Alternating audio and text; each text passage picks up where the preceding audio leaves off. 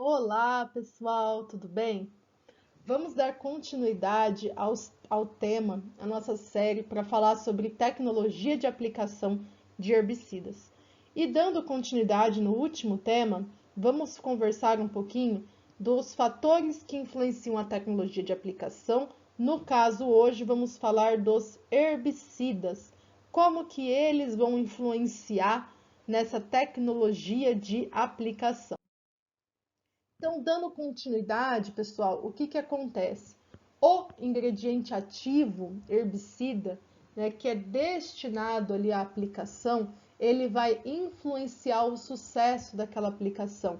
E ele então precisa ser considerado durante ali o planejamento daquela aplicação. Então, cada ingrediente ativo herbicida, ele vai possuir o quê?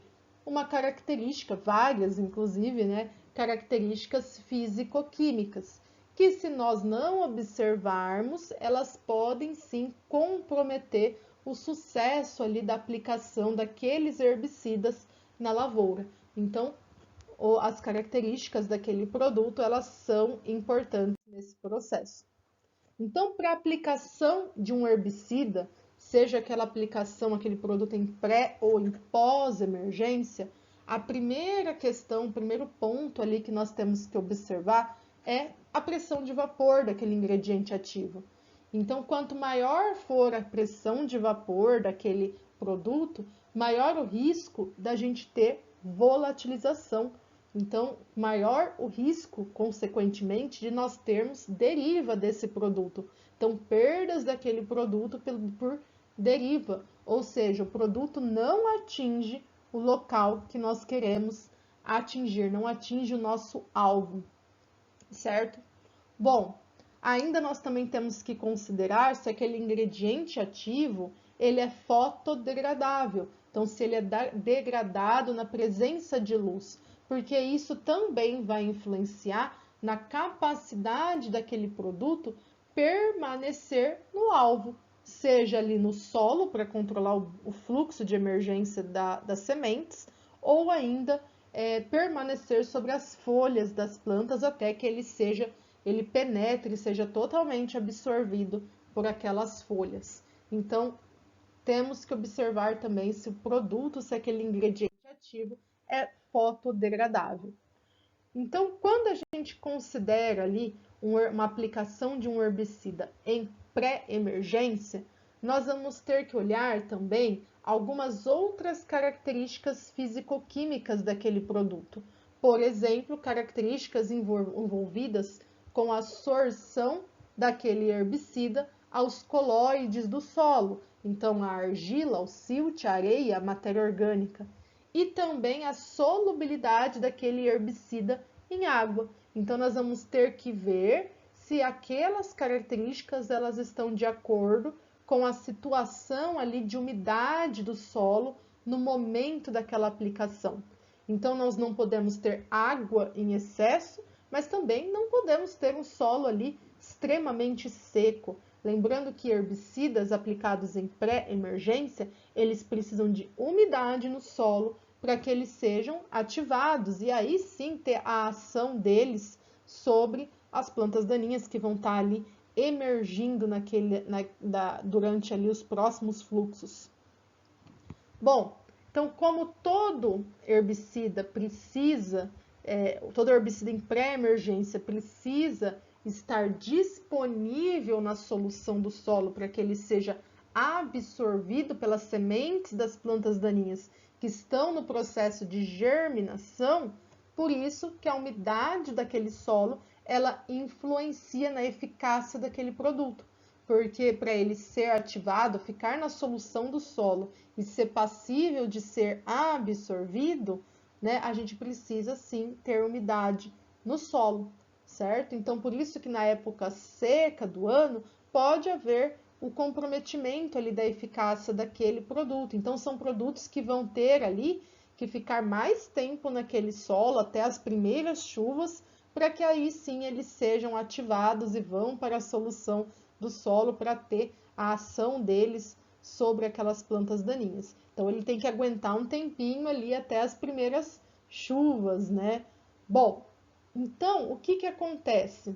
Essas observações aqui que a gente está falando aqui, elas principalmente, elas são muito utilizadas em culturas onde nós temos aplicações o ano inteiro, certo? Como é o caso de florestas, cana-de-açúcar, espécies perenes como as frutíferas. Então, onde, por exemplo, na cana-de-açúcar, temos herbicidas aplicados em época seca, época úmida, época semi-úmida, enfim. Então, são características que são consideradas na hora do posicionamento daqueles herbicidas pelas empresas, né? Para ver se aquele produto ele vai aguentar ali aquela época seca até que as primeiras chuvas venham e aí sim ele seja ativo naquele solo. Então, são algumas características que são consideradas na aplicação. Outra questão, outra característica também associada aqui é a solubilidade daquele herbicida em água. Então, a maior solubilidade em água, né, e consequentemente a menor capacidade de adsorção daquele herbicida aos coloides do solo, então a argila, a matéria orgânica, elas vão conferir aos herbicidas o quê?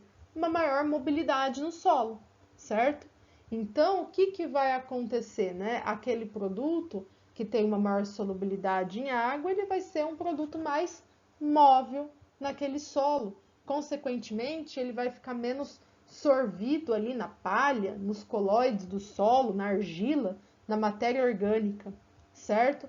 Então, esses produtos, eles são produtos ali, uma capacidade ali daquela espécie daquele herbicida em se manter ali naquele ambiente. Então, a solubilidade em água, ela também é importante, é uma característica físico-química importante. Outro ponto é conhecer, né, nós conhecermos o que? O processo de retenção daquele herbicida no solo.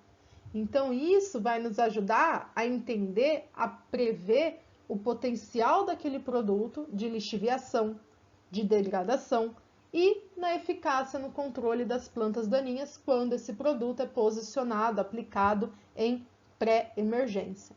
Então, conhecer ali a solubilidade em água, o coeficiente de partição octanol-água, o KOW, o coeficiente de sorção daquele herbicida, principalmente padronizado para carbono orgânico, que é o KOC, são características importantes para o sucesso da aplicação em pré-emergência, para que aquele produto fique disponível na solução do solo e não retido ali na matéria orgânica, na palha, nos coloides do solo.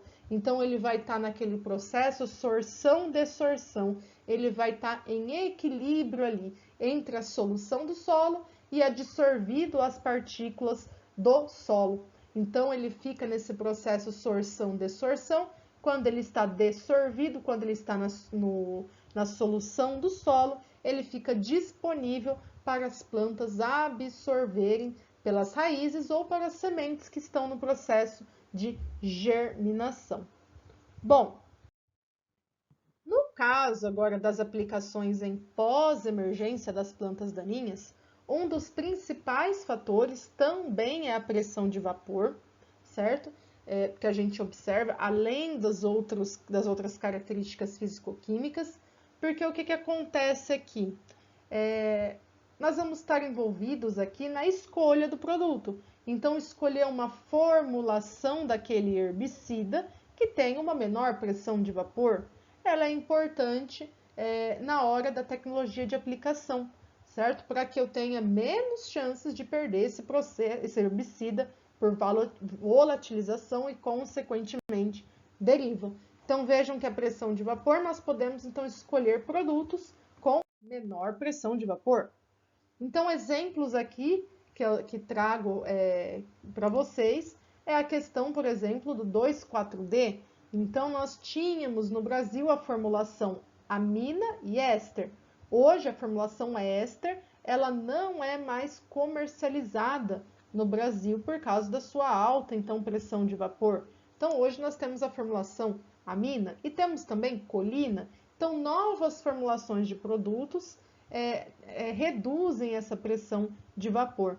Temos também o caso do clomazone, né, o produto ali Gamit 360, trifluralina gold. Então são exemplos de como novas formulações podem ali resolver alguns problemas com volatilização, né, com pressão de vapor alta e consequentemente ajudar a reduzir então essas perdas por deriva.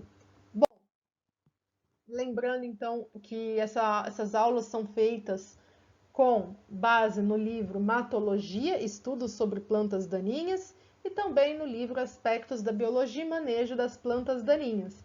Então, essa aula é feita com base nesses livros, coloquei as referências para vocês, espero que vocês tenham gostado de aprender um pouquinho mais e vamos continuar aí a série sobre tecnologia de aplicação de herbicidas. Até mais, até a próxima aula. Se não é inscrito no canal, aproveita para se inscrever e deixe o like nesse vídeo e compartilhe com os amigos para que nós possamos compartilhar o conhecimento. Até mais e até a próxima aula.